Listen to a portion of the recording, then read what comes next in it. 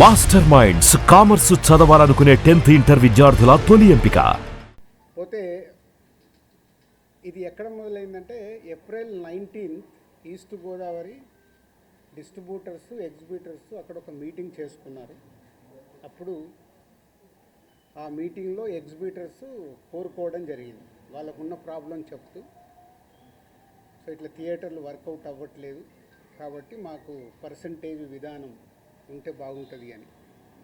So పోతే అందరికీ ఎన్నిసార్లు ఉన్నా నేను ఒకటే చెప్పేది, ఈరోజు ప్రతి సినిమా సంవత్సరంలో 150 సినిమాలు రిలీజ్ అవుతాయి, 90 సినిమాలు అందరూ పర్సంటేజ్ విధానంలోనే ఆడుతున్నారు. కొన్ని సినిమాలే రెంట్ ఆర్ పర్సంటేజ్ అనే విధానంలో ఆడుతున్నారు. సో ఈ రెంట్ ఆర్ పర్సంటేజ్ విధానంలో ఆడుతున్న దగ్గరే ఎగ్జిబిటర్స్కి కొన్ని ఇబ్బందులు ఉన్నాయి. కాబట్టి వాళ్ళు అలా ఈస్ట్ గోదావరిలో ఏప్రిల్ 19న డిస్ట్రిబ్యూటర్స్ ఎగ్జిబిటర్స్ మీటింగ్లో వాళ్ళు కోరుకోవడం జరిగింది. సో దానికి కొందరు అక్కడ డిస్ట్రిబ్యూటర్స్ యాక్సెప్ట్ చేయలేదు.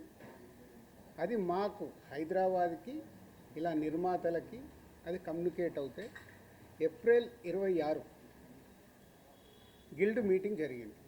గిల్డ్ మీటింగ్లో మాకు హిట్ 3 గురించి బాంబేలో రిలీజ్ ఇష్యూ ఒకటి ఉండే, సెకండ్ ఈస్ట్ గోదావరిలో ఇలా పర్సంటేజ్ విధానం కావాలని వాళ్ళు నిర్ణయం తీసుకొని ఇండైరెక్ట్గా జూన్ 1 నుంచి వాళ్ళది వర్కౌట్ అవ్వకుంటే థియేటర్లు ఇలా ఆపుతాము అని కమ్యూనికేట్ చేయడం జరిగింది.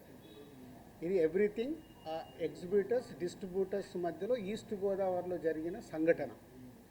అది మా గిల్డ్కి వచ్చినప్పుడు గిల్డ్లో మేము ఉన్న వర్కింగ్ కమిటీలో ఉన్న ప్రొడ్యూసర్స్ అందరం ఏమనుకున్నామంటే, వాళ్ళకి ఎందుకు వర్కౌట్ అవ్వట్లేదు, వాళ్ళని ఒక 6 months వాళ్ళకు వస్తున్న రెవెన్యూలు ఏంటి, వాళ్ళకు వస్తున్న ఖర్చులు ఏంటి, ఎందుకు వర్కౌట్ అవ్వట్లేదు, వాళ్ళని స్టేట్మెంట్స్ తీసుకొని రమ్మందాము.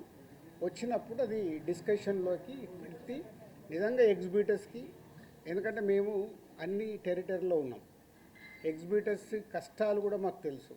ఎగ్జిబిటర్స్ కష్టాలు ఏంటంటే మేము డిస్ట్రిబ్యూటర్గా ఉన్నాం కాబట్టి ప్రొడ్యూసర్ నుంచి డిస్ట్రిబ్యూటర్ నుంచి ఎగ్జిబిటర్, ఈ 3 టెరిటరీలు ఒకరికి సంబంధాలు ఉంటాయి. డిస్ట్రిబ్యూటర్లుగా ఉన్నప్పుడు ఎగ్జిబిటర్కి మేము ఇందాక నేను చెప్పినట్టు రెంట్ ఆర్ పర్సంటేజ్ అన్నప్పుడు ఫస్ట్ వీక్ బాగా రెవెన్యూ వస్తే రెంట్ ఇస్తున్నాము, సెకండ్ వీక్ కలెక్షన్ తగ్గిపోగానే పర్సంటేజ్ ఇస్తున్నాం.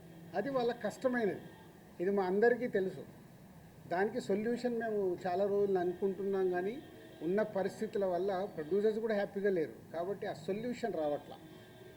సో అలా ఏప్రిల్ 26 గిల్డ్లో జరిగిన మీటింగ్ ద్వారా ఆ డిస్కషన్ అలా కంటిన్యూ అవుతే వాళ్ళని రమ్మని చెప్దామని అడగడం జరిగింది. సో ఇక్కడ అప్పుడు హరిహర వీరమల్లు అనే కళ్యాణ్ గారి సినిమా మే 11th అనుకుంటాను ఒక రిలీజ్ డేట్ వాళ్ళు అనౌన్స్ చేసి మేలో ఉంది. సో తర్వాత అది షిఫ్ట్ అవ్వడము, టెక్నికల్ వాళ్ళ వర్క్ వల్లనో దేని వల్లనో షిఫ్ట్ అవ్వడం, అది షిఫ్ట్ అయ్యేది ఎప్పటికీ డేట్ ఇంకా లాక్ అవ్వలేదు అనుకుంటాను, ఇన్ ఏప్రిల్ 26th టైంలో.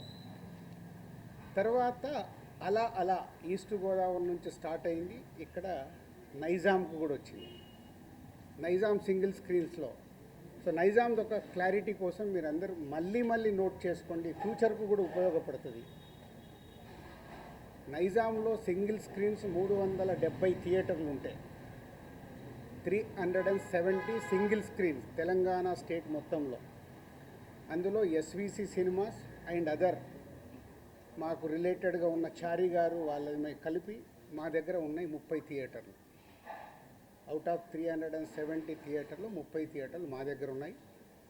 అలాగే ఏషియన్ సునీల్ అండ్ సురేష్ కంపెనీలో 90 థియేటర్లు ఉన్నాయి, 120 మా దగ్గర 30, వాళ్ళ దగ్గర 90, 250 థియేటర్లు ఓనర్స్ కానీ వాళ్ళకు సంబంధించిన వాళ్ళు కానీ నడుపుతున్నారు. అవుట్ ఆఫ్ 370 ఇది రేషియో.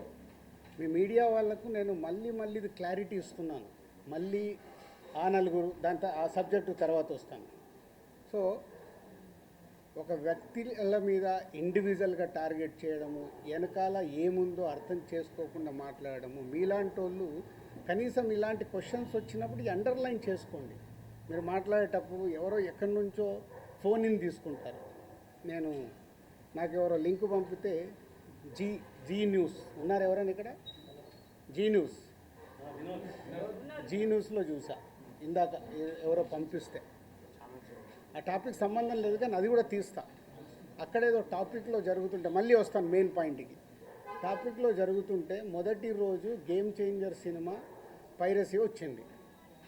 అది నిర్మాతకి నష్టం, నిర్మాత ద్వారా డిస్ట్రిబ్యూటర్కి నష్టం, డిస్ట్రిబ్యూటర్ ద్వారా ఎగ్జిబ్యూటర్కి నష్టం. అక్కడ ఒక ఎక్స్ నిర్మాత అంటున్నాడు, ఆ నిర్మాతనే ఇది పైరసీ చేసి ఉండొచ్చు. అంటే ఎంత నీచం!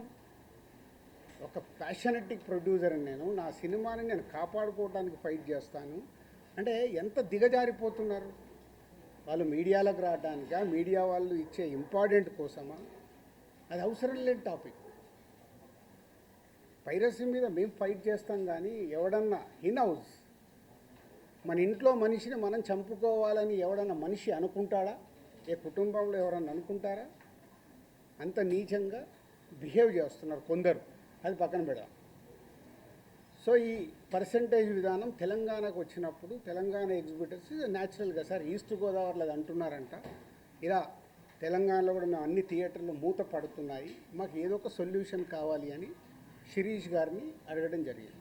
ఎవరు ఆ 270 థియేటర్లు? ఎందుకు 30 ఏళ్ళ నుంచి వాళ్ళు మాతో వ్యాపారం చేస్తున్నారు.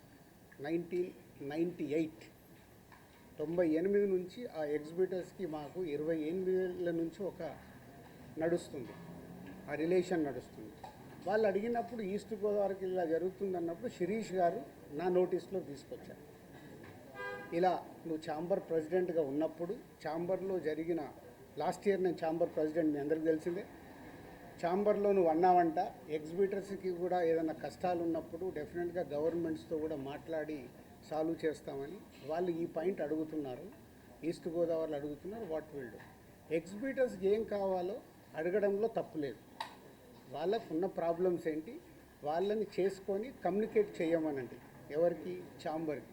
ఛాంబర్కి కమ్యూనికేట్ చేస్తే అప్పుడు ఛాంబర్ నుంచి ప్రొడ్యూసర్స్కి లేదా గవర్నమెంట్కి ఈ టాపిక్ వెళ్తుంది. బికాజ్ ఐఎమ్ ఎఫ్డీసీ చైర్మన్ కాబట్టి ఆ ఉద్దేశంలో వాళ్ళు ఈ రూట్లో రావడం జరిగింది. అది అయిపోయింది. సో నేను నా వెకేషన్ కోసం నేను హాలిడే వెళ్ళాను. వాళ్ళు మే 18 ఒక మీటింగ్ అనుకున్నారు ఎగ్జిబిటర్స్, ఏపీ తెలంగాణ ఎగ్జిబిటర్స్ అందరు. ఆ రోజు ఆ మీటింగ్ అయిపోయే టయానికి నేను లాస్ట్కి ఒక 15 నిమిషాల గురించి వెళ్ళాను. సో మళ్ళీ అది మీ మీడియా మిత్రులకు కూడా చాలా అవసరం ఇది. ఎందుకంటే ఆ టాపిక్ June 1 థియేటర్లు బంద్ అనేది ఫస్ట్ వేసింది మీరు. లోపల జరిగింది ఏంటి, వాళ్ళు అడిగింది ఏంటి మీకు క్లారిటీ లేదు. ఎవరో ఫోన్ ద్వారా చెప్పింది అది మట్టుకే మీరు మీ స్ట్రోలింగులు కానీ మీ బ్రేకింగ్ న్యూస్లు కానీ మీరేశారు. అంటే యాక్చువల్ లోపల ఏం జరిగింది, వాళ్ళు ఏం అడిగారు, వాళ్ళు ఛాంబర్కి ఏమి ఇచ్చారు, మీకు క్లారిటీ లేదు. వాళ్ళు అక్కడ నేను వెళ్ళి మాట్లాడిన తర్వాత సార్ మేము ఇలా అనుకుంటున్నాం, మాకు ఈ పర్సంటేజ్ విధానం కావాలి, ఈ రెంటార్ పర్సంటేజ్ అనేది ఉంది, ఆ కొన్ని సినిమాలకే 90% సినిమాలు మేము పర్సంటేజ్లో ఆడుతున్నాము, సో కొన్ని సినిమాలకి ఇలా ఉంది, మాకు కావాలి అని అడుగుతున్నాం. సరే, దాంట్లో వాళ్ళ పర్సంటేజ్ విధానంలో కూడా రాయొద్దు అని చెప్పా. ఎందుకు? అది ప్రొడ్యూసర్స్, అక్కడ డిస్ట్రిబ్యూటర్స్ కంఫర్ట్గా లేరు, ప్రొడ్యూసర్స్ కంఫర్ట్గా లేరు. సో మీ కోరిక, మీ రిక్వెస్ట్ ఏదైతుందో మీరు ప్రొడ్యూసర్స్కి చెప్పండి. డెఫినెట్గా ప్రొడ్యూసర్స్ మీటింగ్ అయినప్పుడు వాళ్ళు మీ గురించి ఆలోచించి ఎలా దీన్ని సాల్వ్ చేయాలనేది ప్రయత్నం చేసి తొందరలోనే చేస్తాము. అక్కడ కొందరు సార్ మేము ఇది కాకుంటే June 1 నుంచి మేము థియేటర్లు క్లోజ్ చేస్తాం, అది తప్పు. మీరు అలాంటి స్టేట్మెంట్లు కానీ అలాంటివి అడిగితే ఎదుటి వాళ్ళకు హర్టింగ్గా ఉంటుంది, ఆ టాపిక్ వద్దు.